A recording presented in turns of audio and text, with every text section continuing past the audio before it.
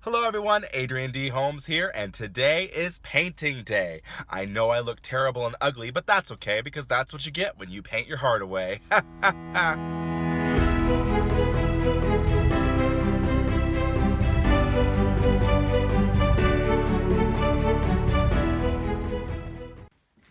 So today I'd like to share my journey of transforming a rather drab room into a fabulous YouTube studio. When I first moved into this house, I took one look at this room and realized that the pinkish, purplish, orangish, yellowish, brownish, grayish, whatever color it was in this wall.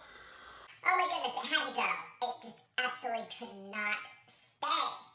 So I went to Home Depot to find some colors that I could tolerate and that I could learn to enjoy. And I think I did a pretty good job. With any paint project, you have to first select the supplies that you need to be successful. Here I am at Home Depot's Paint Center. I'm about to use their Color Smart Paint Selector tool, which is a special machine located in the paint department. This machine allows me to use any color swatch card available in the department, scan a barcode on the back of the card, and manipulate it with other colors that I have selected in sample room layouts on screen. Here I am using the two colors that I've chosen, Minimalistic White and Infinite Deep Sea, which is a navy blue color. Okay, let's take that Minimalistic White and put it on the walls. Notice that blue tint. Isn't that amazing? And now I'm going to select the Infinite Deep Sea and use it in borders. Wow, I love it. Now that I've selected a paint, I need to collect the other supplies. I went to Walmart to get paint rollers, masking tape or blue painter's tape, and I also need to find a putty knife as well as some drop cloths, but I'm not entirely sure if I want plastic, cloth, or something else like paper. With the supplies secured, our next job is to go ahead and prep the room and the closet that we're going to paint. As you can see in here, right now the closet is this very milky white color. It's nice, but I wanted to spice it up with something a little more vibrant, and that's why I selected Infinite Deep Sea. We're going to put it all inside the closets, from the baseboards all the way to the ceiling, and I think we're even going to paint the ceiling too.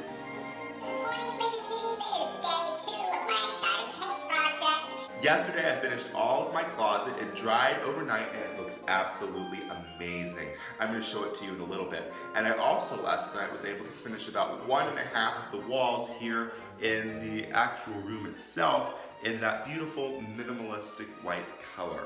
I'll get to show you the entire room later today, of course, once I'm finished. But before I continue painting, I figured that some of you would be interested in seeing some of the tools and supplies that I'm using to make this room look fantabulous. Undoubtedly, anytime that you do a paint job, painter's tape is an absolute necessity. This is my second roll of 400 yards of blue painter's tape I've used in this room alone. Another one of my favorite tools I've learned to use is an edger.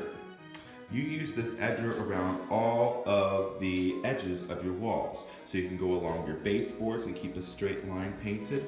You can go into the corners of your walls and you can go straight up and keep a straight line. And then you would just use your traditional roller to actually roll out the straight edges that you find with the edger in order to keep an evenness of tone and an evenness of texture. I used 4 different drop cloth materials, one being paper, the second being plastic, the third being cloth, and the fourth being the untraditional trifold display board by Elmer's.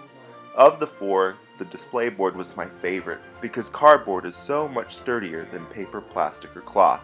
Paper tears, plastic gets staticky, and cloth is very slippery on hard floors like mine.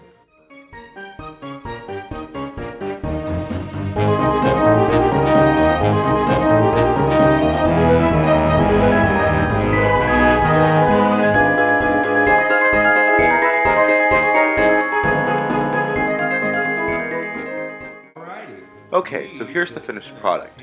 As you can see, I covered all 4 walls of the studio itself in minimalistic white, and then I covered the closet in Infinite Deep Sea blue.